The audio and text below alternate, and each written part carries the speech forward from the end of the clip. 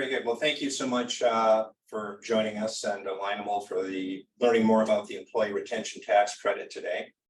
The first subject or issue is what is the ERTC?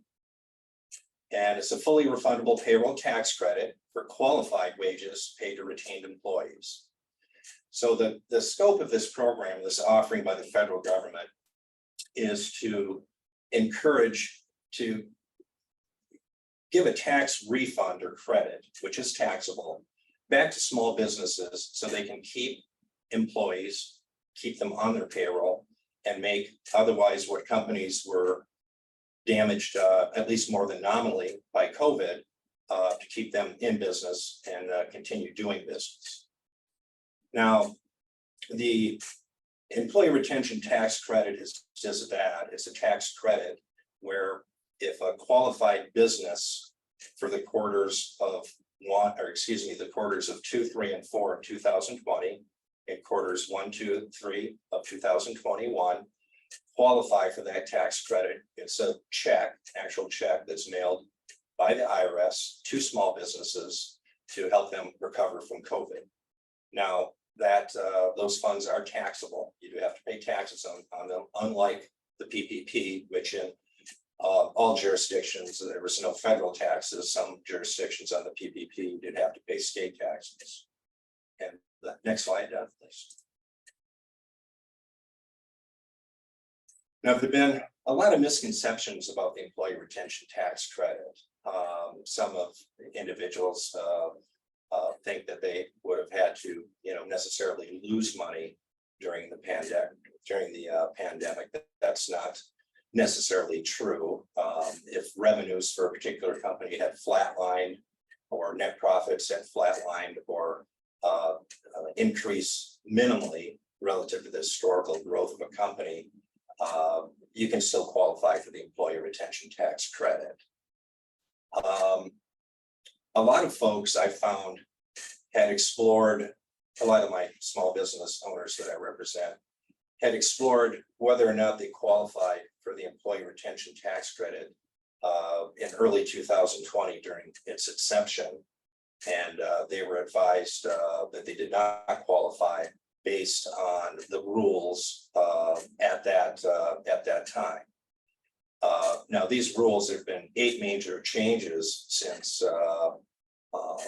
the inception of the employee retention tax credit, and those 90% of those changes made more businesses eligible for the employee retention tax credit that didn't otherwise qualify during its inception. One huge aspect of that, or example, is when the employee retention tax credit first started, if you had a PPP loan and it was forgiven, that you did not qualify for the employee retention tax credit. Now you do qualify. However, there's a caveat for that, and that is if you did get a PPP loan that was forgiven, it is offset against any of the tax credits that you could or would receive for applying for the employee retention tax credit. And the next slide, Rebecca. So there's a lot of rules in relative to what is this tax credit value to a small business. And it's just, you have to take each of the amounts of potential tax refunds that a small business can get on a case-by-case basis, because the refund in itself is a percent of wages that were paid by your company to your employees, again, for the periods of quarters 2, 3, and 4 of 20, in quarters 1, 2, 3 of 21. Now, typically for 2020, you get up to $5,000 per employee, maximum for the year. Whereas in 2021, if you go to the next slide, Rebecca, you get up to $21,000 per employee per quarter. So again, just to take a step back, the quarters that typically a business can qualify for are quarters 2, 3, and 4 of 2020, and quarters 1, 2, and 3 of 2021. A majority, probably 80% or better of any total tax refund, if you qualify for all 6 quarters, about 80% of that refund is going to be from quarters 1, 2, and 3 of 2021, because you get up to $21,000 per employee per quarter. Whereas quarters 2, 3, and 4 of 2021, you get up to $5,000 per employee for the year for all 3 quarters combined. We can go to the next slide. Now, this is a rule of thumb. The best way to determine the potential value of a claim for your business, and that I've seen looking at the data and the number of part-time and or full-time employees, is during 2020 and 21, take the number of part-time and or full-time employees that you had on your payroll as an estimate and multiply that by about $15,000. So a company that would have averaged, let's say, 20 part-time and or full-time employees during 2020 and 21, you take that number times $15,000, that's about the amount of a tax refund, which would be about $300,000, give or take 20%, because remember, it's the refund is based on the amount of wages that you paid individuals, and those variables that give or take 20% could be how much you actually paid that individual versus how many part-time versus full-time employees you had on staff. And then who commonly qualifies? Well, the businesses that qualify for the employee retention tax credit can be any business that has an EIN number that does business in any of the 50 states or its territories that had W-2 employees during the period of 2020 or 2021. And I can tell you that our firm has represented about every industry that's out there and or vetted them to determine whether that's a good fit or whether they qualify. So really any business. Some of the more common businesses you see that got here really hard and qualified, of course, are bars, restaurants, health industries. Those are the 2 bigger types of industries that really got walloped during the COVID periods. And go ahead to the next slide. All right, again, does your business qualify for the ERTC? That's an interesting question in itself. One, you have to have W-2 employees, of course, as we've just previously discussed. You have to have, during 2019, an average of 100 or less full-time equivalent employees. To qualify for quarters in 2021, you have to have less than 500. We'll get to that in a minute. But when you're looking at qualifying for the employee retention tax credit, there's 2 tests. There's a gross receipt reduction test, and there's what's called the nominal business impact test. And you can use one or either of those tests to determine whether this is a good fit for your company to make the application for the employee retention tax credit. Now, when the employee retention tax credit first started back in early 2021, the feds, they had one test, and that was the gross receipt reduction test, or as you can see from the slide number 2, drop in gross receipts. And it's a pretty brutal test to determine whether an employee qualifies, an employer qualifies for the employee retention tax credit. You have to compare quarters 2, 3, and 4 of 2019 to quarters 2, 3, and 4 of 2020. You have to show a 50% reduction in gross receipts, more than 50.0000. Under the gross receipt reduction test, to qualify for quarters 1, 2, and 3 of 21. Again, remember, you qualify for 2, 3, and 4 of 20 to apply for quarters 1, 2, and 3 of 21. Under the gross receipt reduction test, the first 3 quarters of 2021, you have to have a 20% reduction in gross receipts compared to quarter by quarter to 2019. Now, again, when they first started the employee retention tax credit, this is the only test that was available. After approximately 12 months into this program, the feds, the IRS, determined that this wasn't as many businesses qualifying for this test. as anticipated. So the feds, they had this big pot of money set aside. They weren't using hardly much of it, and they wanted to use more, and they came up with a second test. That second test is called the nominal business impact test. Now, what that test is, and remember, you can use one or the other test to qualify for each of the 6 quarters that are available to make an application for the employee retention tax credit. Now, that second test, again, the nominal business impact test, really is were there mandates, US mandates, in effect during any of the 6 quarters that you can apply for, that your company, your employees, your patients, your clients, your vendors would have had to follow COVID mandates that they would have had to follow, which in its totality would have amounted to more than a nominal impact on your business's ability to garner more gross revenues than it would have without the mandates. Now, remember, mandates are rules, laws that, again, you folks had to follow. Your employees, your vendors, your customers, your clients, your patients. Not recommendations, not guides. In other words, a good example of that is, well, I let all my employees work from home. Okay. Unless you can tie that to a mandate, that isn't the type of negative effect that would be as part of one of the elements to qualify you under the nominal business impact test. The nominal business impact test too is, unlike the gross receipts test, it's very factual in nature. Either you had the gross receipts or you didn't. Okay. With the nominal business impact test that I tell my clients, it's more like telling a story.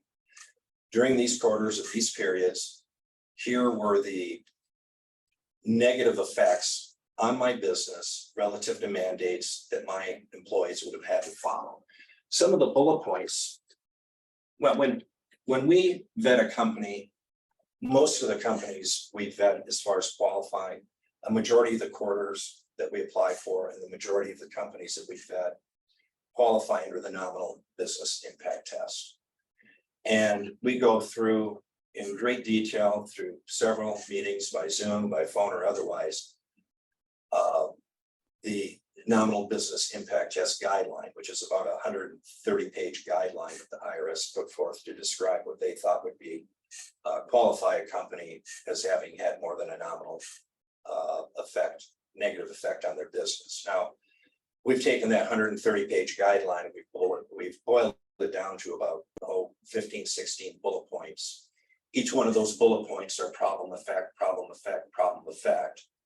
And then you have to take the totality of those bullet points, apply them to whatever of the 6 quarters that you are interested in applying for, and then tie those back into mandates. So did that mandate affect your business for each one of these quarters enough where there's more than just a touch more than nominal effect on your company's ability to garner more gross receipts than otherwise anticipated.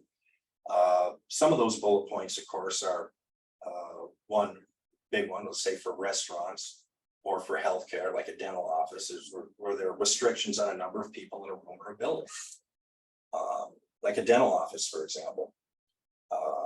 Oftentimes the mandates require no more than one individual in a room or facility while they were attending their patients, whether it's any type of dental work, for example.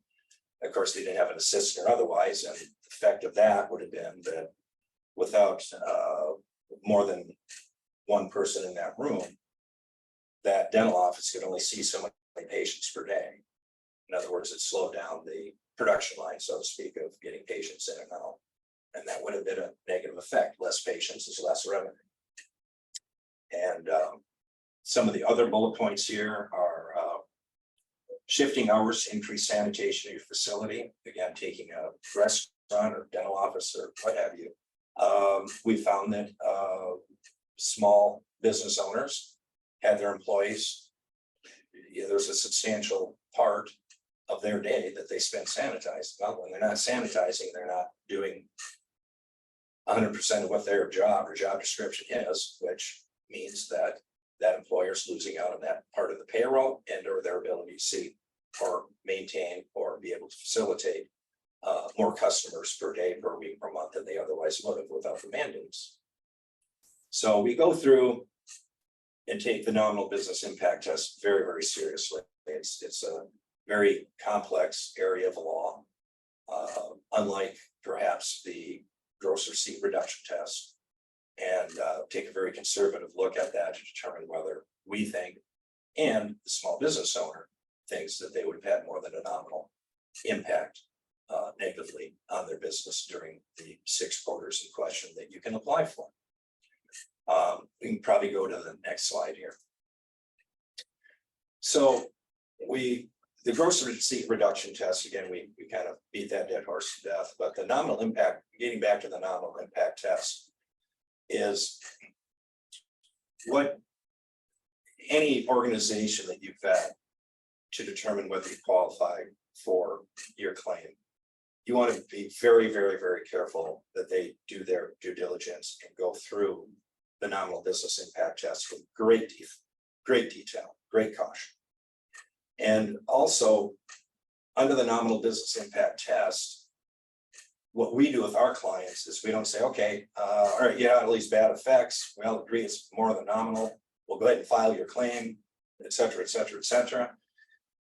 We go one step further, and this is very, very necessary, is do you have the documentation to substantiate each one of the bullet points under the nominal business impact test? So if there ever is an inquiry or an audit, do you have the documentation to substantiate that claim?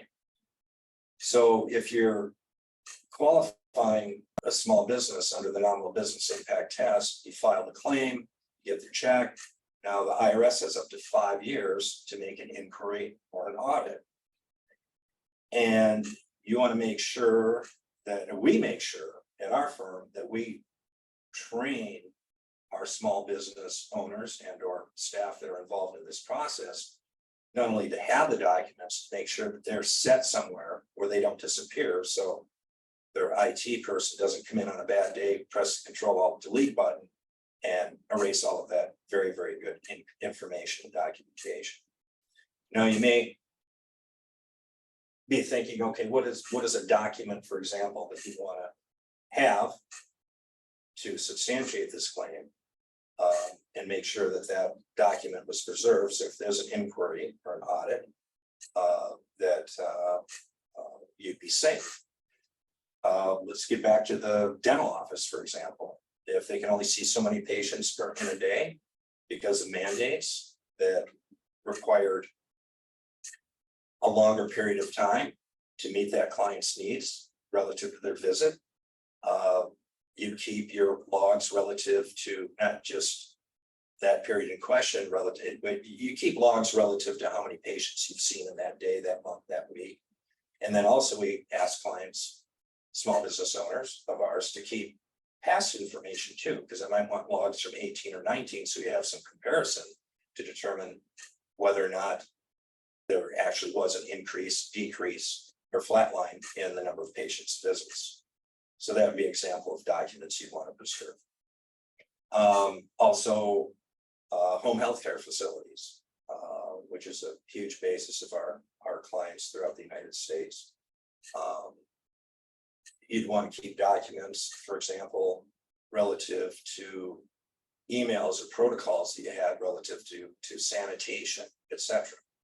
So there are many, many, many different aspects depending on the type of business and the type of effect that you had as far as documents. And again, you want a company that's going to go through and make sure that you folks would have those documents if there was an inquiry. That's very, very important. And we can go to the next slide. Thank you. So how can ERTC benefit a business? Of course, you increase cash flow, raise wages of employees, invest in improving your business, and plan for possible storms ahead. Well, no, there could very well be those storms ahead, but probably more than that is, when I talk or visit with a client, one of the first things I tell them is, as a law firm, as an attorney, we're accountable for what we do. We're licensed, we're insured, we have ethical obligations to make sure that we do anything and everything that is in your company's best interest. And unfortunately, in this arena of players who help or purport to help small businesses with the ERTC, there's some very bad players in this market. And my promise to company owners is to protect your company, not throw it under the bus. And I think that if there's a takeaway in this presentation, whether you utilize our firm or another organization, be very, very, very careful, because here's the players in the room. On one side of the room, you have accounting firms. And okay, with accounting firms, well, let me start over. I'm sure, like my law firm, like your businesses, every single day, I get an email, I get a text, I get a phone call saying you qualify for the employee retention tax credit. Sign up now. It's easy, it's fast. Well, not all businesses qualify. It's not easy and it's not fast. Okay. And you can imagine if you had a company with 30 part-time or full-time employees times $15,000, you're asking the IRS to cough up what, $450,000, give or take 20%. You have to be dang careful on who vets this for you and to make sure that it's done right. And getting back to my original description, on one side of the room, you have accounting firms who they don't qualify a lot of folks. Most accounting firms just use the gross receipt reduction test. Okay, remember there's a second test called the nominal business impact test. Now, my theory is why accounting firms don't use the nominal business impact test. I just don't think they have the time to properly study this very, very, very complex area of for the tax refund or this tax guide. And I think they just bypass it.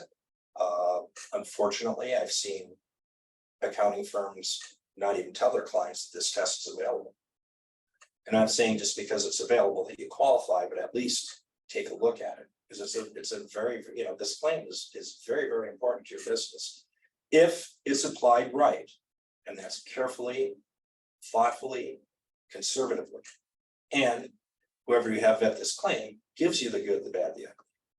And that is, as well as is that anytime you're filing a tax return, amending a tax return, there's always a chance for an auditor inquiry.